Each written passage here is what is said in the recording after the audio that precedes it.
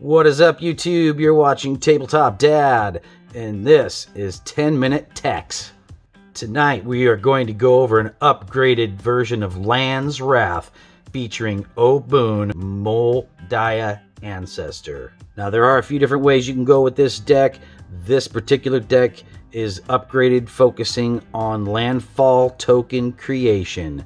I will link the full deck list down below. Leave a comment on how you build this deck. Give this video a thumbs up and subscribe. Click the bell icon for notifications of our latest videos. We release at least 3 videos pertaining to tabletop games each week. Now let's go over the deck. Alright, now real quick, our next video on Tabletop Dad is going to be a booster battle. We've got 2 bundles of Ikoria here. We're going to see which one of them contains the better value.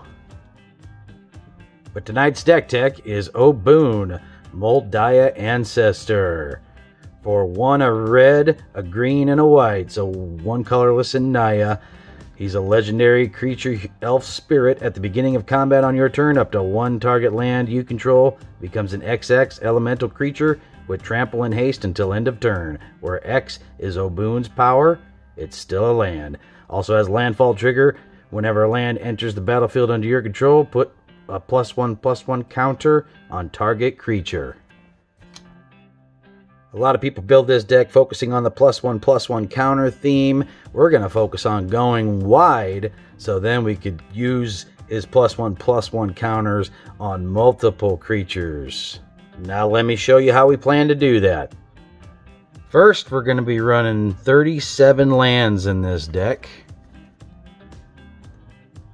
10 of them are going to be able to fetch in one way, shape, or form.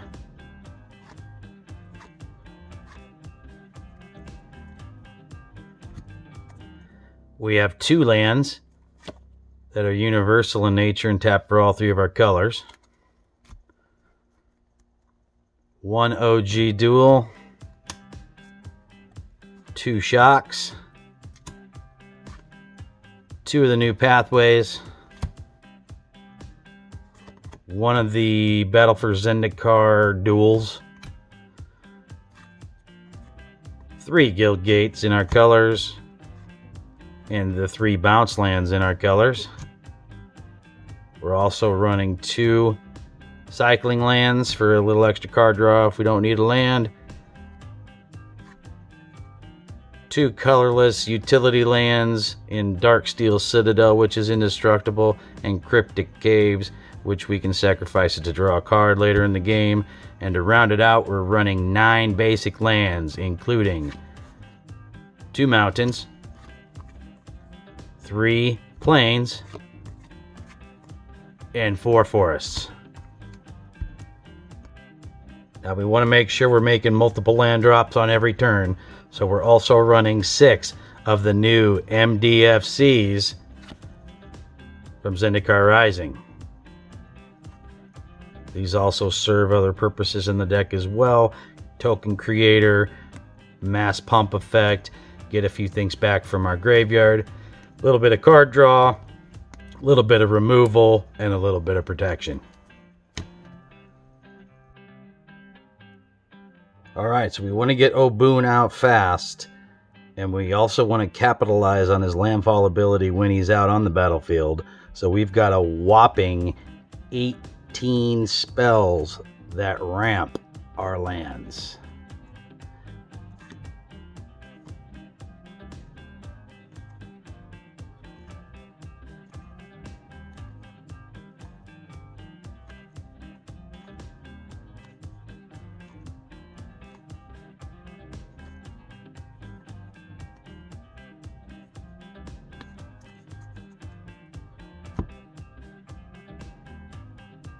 Okay, now we'll go over some of our landfall payoff cards.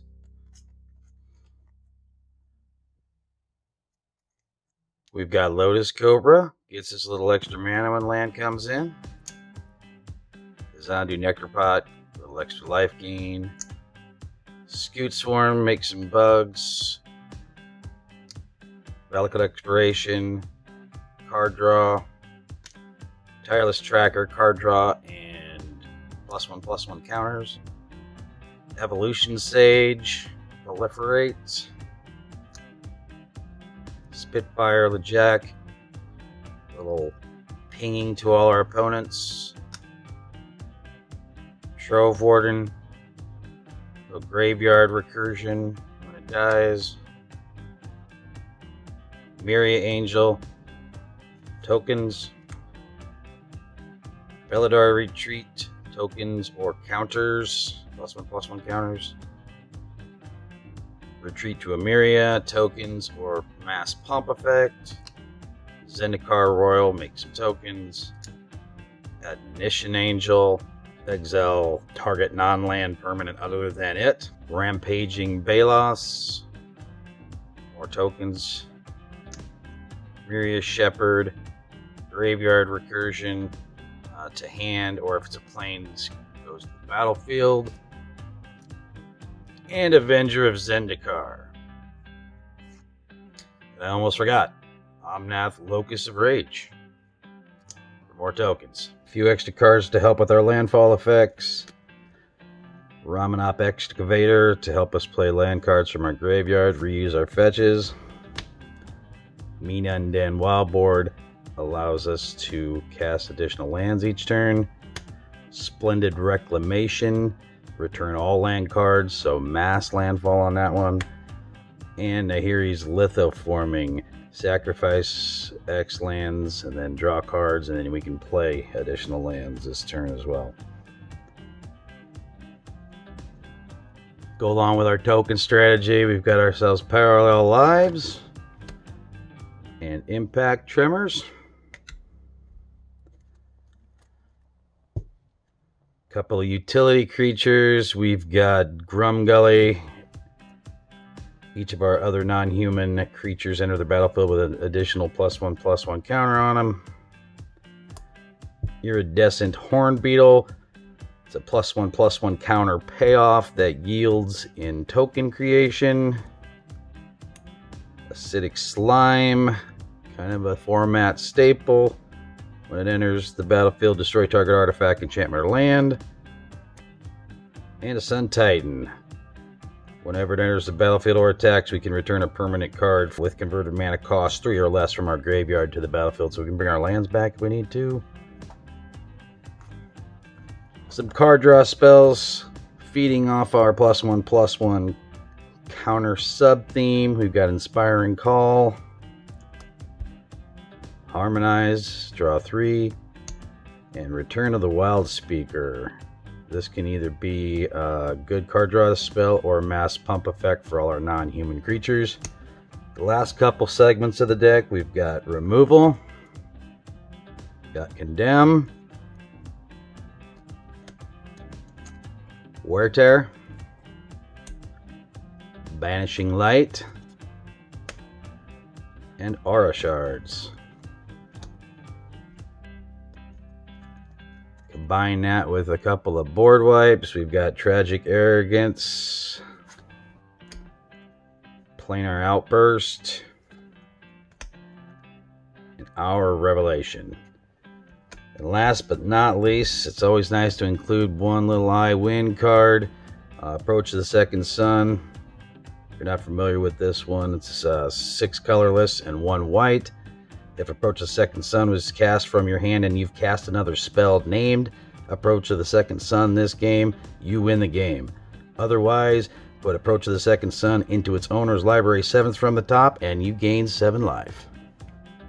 Pretty good backup plan to have. Alright, well that's the deck. It's a pretty fun deck to play. It's a nice go wide strategy and then start pumping them up with +1/+1 counters. Now, I was actually working on this one about the same time that I was working on the Anawan deck, which is the other commander deck from Zendikar Rising. It's the Rogue deck. I'll put the link down below to my deck tech on that one. But as I was doing these two decks, being they were all 5 colors, I got to realize that with 24 plus commander decks actually put together, my land base is getting kind of thin. So this one could actually use some upgrades with some more OG duels, more shocks, more actual fetches instead of slow fetches. Also a couple other cards you could upgrade in here. A doubling season or branching evolution would be nice.